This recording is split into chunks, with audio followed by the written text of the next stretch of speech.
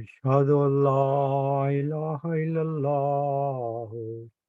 وحده لا شريك له وأشهد أن محمدا عبده ورسوله أما بعد فأعوذ بالله من الشيطان الرجيم بسم الله الرحمن الرحيم الحمد لله رب العالمين الرحمن الرحيم مالك يوم الدين إياك نعبد وإياك نستعين اهدنا الصراط المستقيم صراط الذين أنعمت عليهم غير المغضوب عليهم ولا الضالين آمين عالم الغيب فلا يظهر على غيبه أحدا إلا من ارتضى من رسول فإنه يسلك من بين يديه ومن خلفه رصدا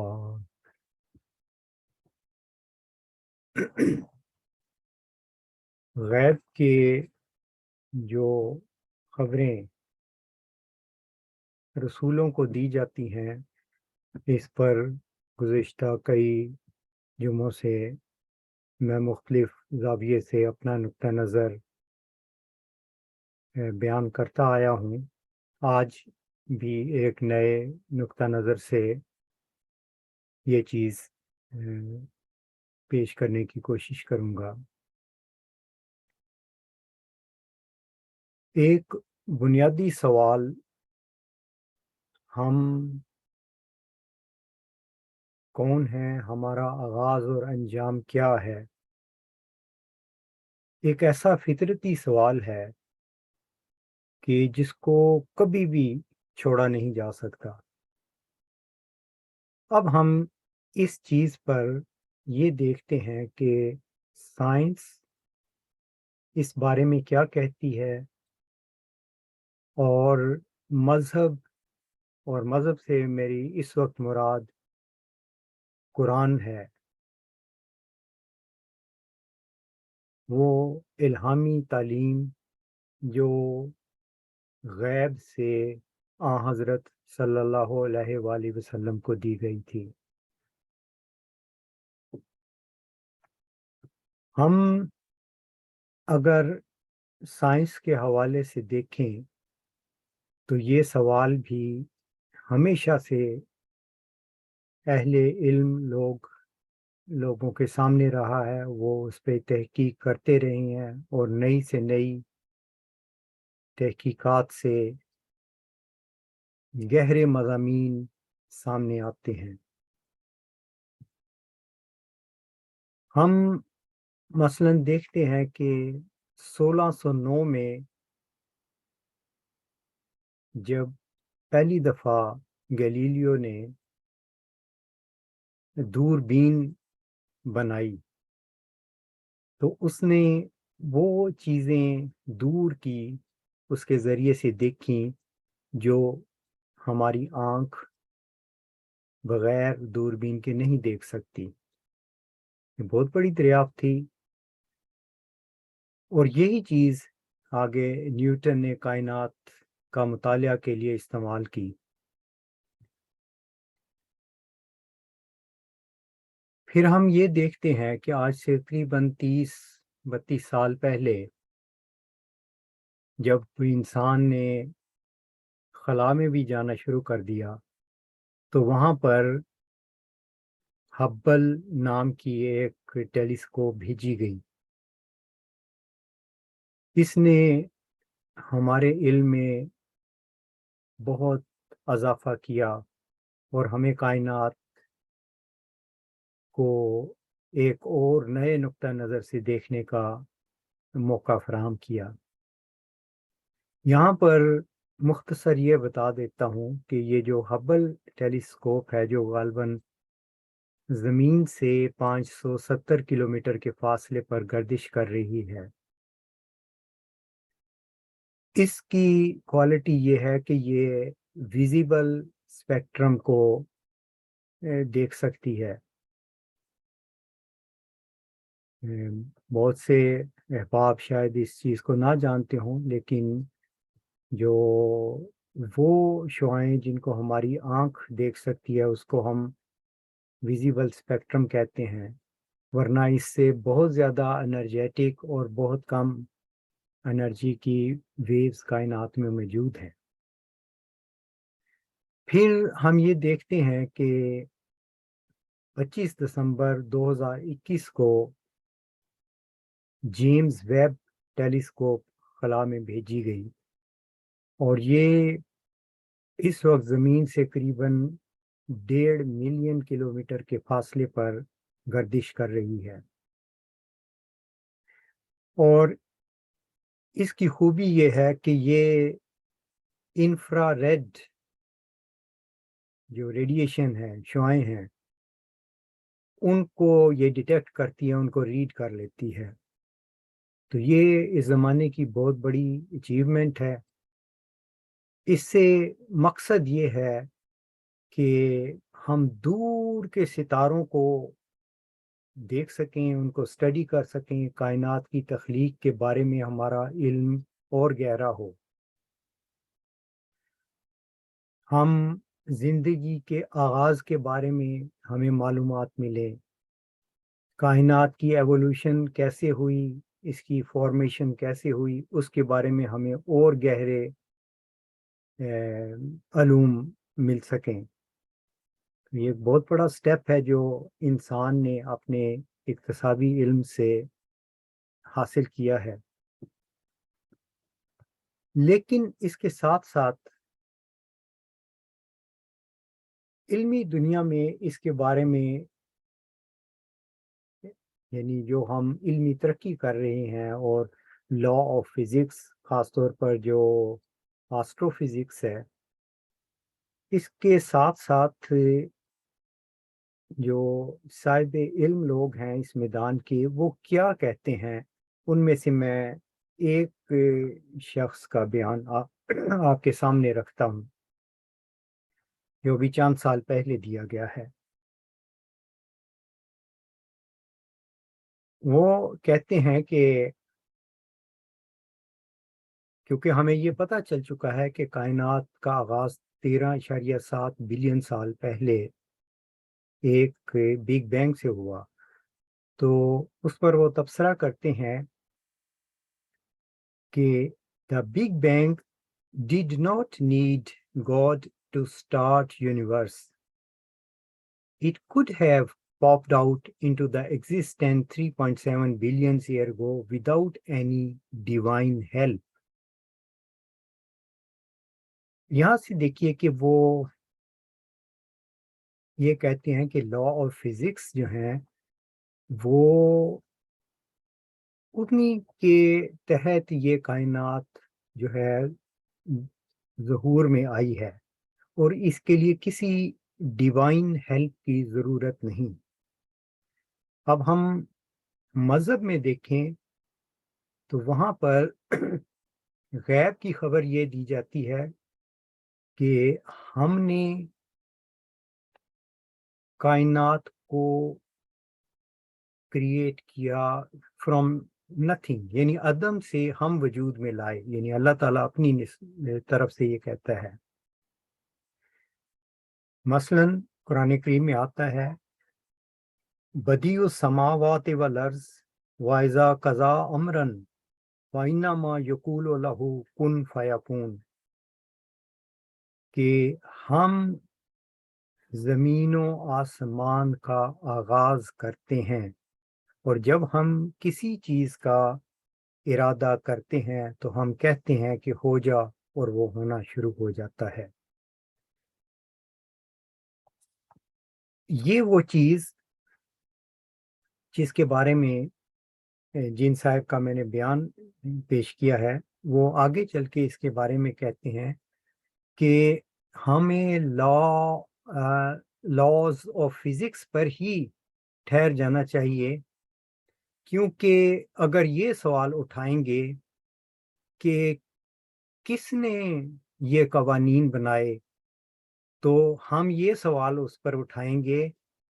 कि फिर वो जो एक आप मजहबी लोग कहते हैं कि एक डिवाइन स्पार्क से इसका आगाज हुआ है, जिसको हम कौन कहते हैं, जिसकी अभी एक आयत भी आपके सामने रखी है, तो हम ये कहते हैं कि उस डिवाइन स्पार्क को पैदा करने वाला, उसका आगाज किसने किया है। और फिर ये कि वो एक है, दो हैं या ज्यादा हैं, तो ये बहस में पड़ जाएंगे, तो एक ना खत्म होने वाला बहस का सिलसिला शुरू हो जाएगा। अब एक नुक्ता नजर से इस बात में वजन भी है, लेकिन हमारे पास एक कुरानी इल्म से एक ऐसा इल्म है जिसे इल्हाम का इल्म मैं कहता हूँ। इस वहबी इल्म से हमें बाज ऐसी चीजें हमारे सामने आती हैं जो हमें अल्लाह ताला की हस्ती का, कि वो एक है, वो अदम से वजूद में लाता है, कि इल्मी रंग में सबूत मुहैया करती है। मैं अब उसकी दो मिसालें देता हूं यहाँ पर। कायनात के बारे में इंसानी इल्म हमेशा से यही समझता आया है ये कि ये कायनात जो सितारों सियारों से भरी पड़ी है, इसकी मिसाल एक जंगल की तरह है। जंगल में दरख्त उगते हैं, फिर वो बड़े होकर मुरझा जाते हैं, खत्म हो जाते हैं, लेकिन इस दौरान नए दरख्त उगाते हैं। तो जंगल बाहसियत जंगल कायम रहता है, उसमें दरख्त पैदा होते हैं और खत्म हो जाते हैं। इसी तरह कायनात, इसमें सितारे सियारे बनते हैं, टूटते हैं, खत्म हो जाते हैं, लेकिन कायनात मजमूई लिहाज से बरकरार रहती है। यानी ये एक ऐसी सूरत बयान की जा रही है कि कायनात साकिन है, खड़ी हुई है, ठहरी हुई है। और ये ख्याल 1917 तक आइंस्टाइन का भी था, जो कि फिजिक्स की दुनिया की एक बड़ी नामवर शख्सियत है। और उसने उस जमाने में एक स्टैटिक यूनिवर्स का कॉन्सेप्ट पेश किया। उसके उस दौर के दीगर साहिब इल्म लोगों ने बास मुशाहदात तजर्बात की रूह से ये नतीजा अखज़ किया कि ये कायनात साकिन नहीं, बल्कि इसमें तब्दीली आ रही है। इनमें से एक साइंटिस्ट रशिया के अलेक्जेंडर फ्राइडमैन थे, जिन्होंने 1922 में आइंस्टाइन को इस चीज़ का बता दिया था कि मेरी तहकीक के ये रिजल्ट हैं कि कायनात फैल रही है। लेकिन आइंस्टाइन ने इसको मानने से एक रंग में इनकार कर दिया। फिर एक बेल्जियम के साइंटिस्ट थे, जॉर्ज लमेत्रान, मुझे उनका नाम सही तरह या तलफ़ुज़ सही याद नहीं है या इल्म नहीं है। उन्होंने भी, वो भी आइंस्टाइन की रिलेटिविटी थ्योरी पर स्टडी कर रहे थे, तो उन्होंने भी तहकीक की और उन्होंने भी यही रिजल्ट निकाला कि कायनात तो फैल रही है। आइंस्टाइन की मसावात जो उसने खुद एस्टेब्लिश की हैं, उन्हीं की रूह से ये पता चलता है कि कायनात फैल रही है। और उस जमाने में 1929 में एक बहुत बड़ी इन उलमा की कॉन्फ्रेंस हुई थी, और जिसमें ये जॉर्ज शामिल तो नहीं थे, लेकिन इनको शौक था कि वो आइंस्टाइन को मिलें और उसके सामने یہ چیزیں رکھیں کہ اس آئنسٹائن کی ہی پیش کردہ نظریات ایکویشن سے یہ ثابت ہوتا ہے کہ کائنات پھیل رہی ہے، اور آئنسٹائن نے اس کو 1 گھنٹے کا ٹائم دیا، اور جب ان کی ڈسکشن ہوئی اس نے یہ سارا بتایا، تو آئنسٹائن نے اس کو جواب دیا کہ دلائل کے لحاظ سے تمہارے دلائل بڑے مضبوط ہیں، لیکن مجھے بڑے مکروہ لگتے ہیں۔ یعنی اس وقت بھی اس نے کائنات کے پھیلنے کا انکار کیا۔ اس کے بعد ہبل کا اسی زمانے میں اس نے بھی تحقیق کی کہ ستاروں کی روشنی میں جو ریڈ شفٹ ہو رہی ہے یہ بھی کائنات کے پھیلنے کی سگنلز دے رہی ہے۔ تو 1931 میں جا کے آئنسٹائن نے اپنا یہ نظریہ چینج کیا۔ اس ساری تفصیل بتانے کا مقصد یہ ہے کہ انسان کی آج سے قریباً 90 سال پہلے تک یہی اپروچ تھی کہ کائنات ساکن ہے۔ اب ہم آ جاتے ہیں قرآن کی طرف، یعنی غیب کے علم کی طرف، جو کہ الہام کیا گیا رسول کریم صلی اللہ علیہ وآلہ وسلم پر۔ وہاں پر ہم دیکھتے ہیں کہ 1500 سال قبل نازل ہونے والا یہ الہامی کلام ہمیں کائنات کے پھیلنے کی خبر دے رہا ہے۔ قرآن کریم کی غالباً سورۃ زاریات میں آتا ہے کہ ہم نے زمین و آسمان کو اپنے دونوں ہاتھوں سے بنایا، وَإِنَّا لَهُ لَمُوسِعُونَ، اور ہم اس کو وسعت دیتے جا رہے ہیں۔ اب کس وجہ سے ہم 1500 سال پہلے اس الہامی خبر کا انکار کریں؟ بڑی سچی خبر تھی جس کو اس زمانے کی تحقیقات نے آج سے قریباً کہہ لیں کہ 100 سال پہلے ثابت کیا۔ تو ثابت یہی کیا کہ وہ جو الہامی خبر دی گئی تھی وہ سچی تھی۔ تو ہم الہام کو مانتے ہیں، اس کا لازمی نتیجہ نکلتا ہے کہ ہم خالق کو بھی مانتے ہیں، اور ہم یہ جو بیان آپ کا ایک صاحب علم جو آسٹرو فزکس کے ماہر ہیں ان کا دیا تھا، ہم ان کی اس بات کو کیوں مان لیں کہ ہم صرف لاز آف فزکس کے اوپر انحصار کریں اور اس کے پیچھے کہ کون ان لاز کو قائم کرنے والا ہے ان کو نہ مانیں۔ اس پر بھی میں قرآن کی ہی ایک آیت پیش کرتا ہوں جو اس کا جواب دیتی ہے۔ قرآن کہتا ہے کہ اللہ وہ ذات ہے جس نے خلق کل شیء ثم ہدا، اس نے ہر ایک چیز کو پیدا کیا اور ان کے لیے قوانین مرتب کیے، ان کو ڈائریکشنز دے دیں کہ آپ نے یہ کرنا ہے، یہ رول آپ نے ادا کرنا ہے۔ تو یہ لاز آف فزکس کے بارے میں بھی ہمیں قرآن الہامی خبر نے جواب دے دیا اور بتایا کہ وہی خدا ہے جو یہ سب قوانین مرتب کرتا ہے، اسی کے ڈیزائن پر سب بنائے گئے ڈیزائن پر سب ستارے، سیارے، کہکشائیں اور انسان، جانور، ہر چیز تخلیق اس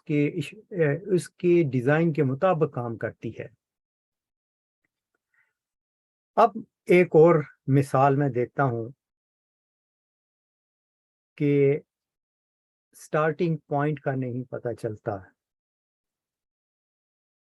اور پھر یہ بھی نہیں پتہ چلتا کہ ایک خدا تھا یا زیادہ تھے، اور پھر یہ کہ خدا کو کس نے تخلیق کیا۔ تو سب سے پہلے کائنات کے آغاز کے اوپر ایک مثال دیتا ہوں کہ سائنس کی دنیا میں جو چیز تھی وہ آپ کے سامنے مختصر پیش کر دی۔ اب ہم ایک واقعہ دیکھتے ہیں جو 10 جولائی 1885 کو ہوا، جس میں حضرت مرزا غلام احمد قادیانی علیہ السلام یہ لکھتے ہیں، میں ان کی تحریر آپ کے سامنے رکھتا ہوں۔ آپ تحریر فرماتے ہیں، یہ سرما چشم آریہ میں ہے: ایک مرتبہ مجھے یاد ہے کہ میں نے عالم کشف میں دیکھا کہ بعض احکام قضاء و قدر میں نے اپنے ہاتھ سے لکھے ہیں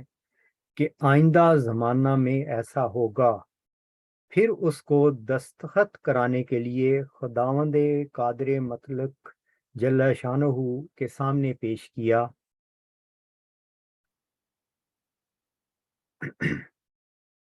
پھر بریکٹ میں آپ نے لکھا ہے: اور یاد رکھنا چاہیے کہ مکاشفات اور رویا صالح میں اکثر ایسا ہوتا ہے کہ بعض صفات جمالیہ یا جلالیہ الہیہ انسان کی شکل پر متمثل ہو کر صاحب کشف کو نظر آ جاتے ہیں، اور مجازی طور پر وہ یہی خیال کرتا ہے کہ وہی خداوند قادر مطلق ہے، اور یہ امر ارباب کشوف میں شائع اور متعارف اور معلوم الحقیقت ہے، جس سے کوئی صاحب کشف انکار نہیں کر سکتا۔ غرض وہی صفات جمالی جو بعالم کشف قوت متخیلہ کے آگے ایسی دکھلائی دی تھی، جو خداوند قادر مطلق ہے، اس ذات بے چوں اور بے چگوں کے آگے وہ کتاب قضاء و قدر پیش کی گئی، اور اس نے جو ایک حاکم کی شکل پر متمثل تھا، اپنے قلم کو سرخی کی دوات میں ڈبو کر اول اس سرخی کو اس عاجز کی طرف چھڑکا، اور بقیہ سرخی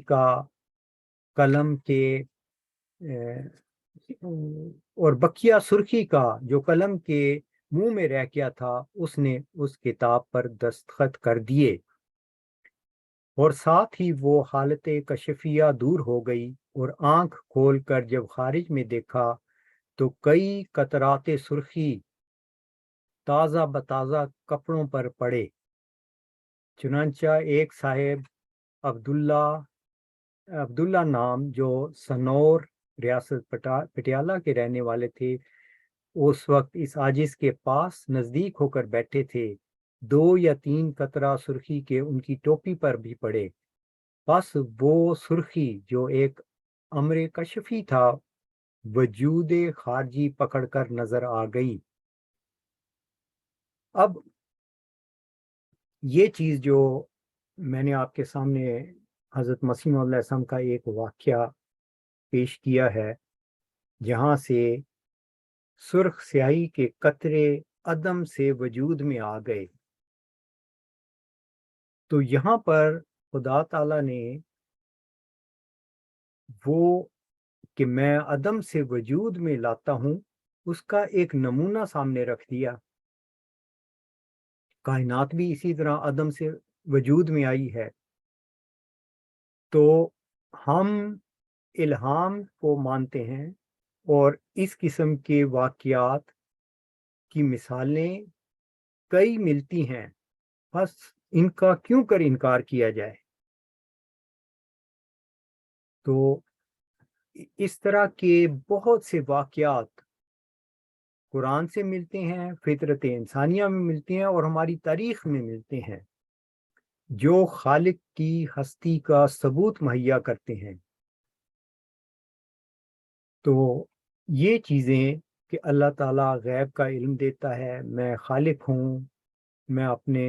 رسولوں پر اس غیب کو بتاتا ہوں، تو اس کا یہ کھلا ثبوت ہمارے سامنے ہے کہ 1500 سال پہلے، جب کہ انسان کی سوچ بھی نہیں یہ تھی کہ کائنات پھیل رہی ہوگی، غیب کی یہ خبر رسول کریم صلی اللہ علیہ وآلہ وسلم کو دی گئی، جو آج کے زمانے میں آ کر اس کی سچائی کھل گئی۔ تو ہم اس باقی کلام پر بھی ایمان لاتے ہیں اور اس ہستی کو یعنی خالق کو مانتے ہیں جو اسی کلام کا نازل کرنے والا ہے۔ وآخر دعوانا ان الحمد للہ رب العالمین۔ الحمد للہ نحمدہ ونستعینہ ونستغفرہ ونؤمن بہ ونتوکل علیہ ونعوذ باللہ من شرور انفسنا ومن سیئات اعمالنا، من یهد اللہ فلا مضل له ومن یضللہ فلا ہادی له، ونشهد ان لا الہ الا اللہ ونشهد ان محمدا عبدہ ورسولہ۔ عباد اللہ رحمکم اللہ، ان اللہ یامرکم بالعدل والاحسان وایتاء ذی القربى وینہی عن الفحشاء والمنکر والبغی یعظکم لعلکم تذکرون۔ اذکروا اللہ یذکرکم وادعوہ یستجب لکم، ولذکر اللہ اکبر۔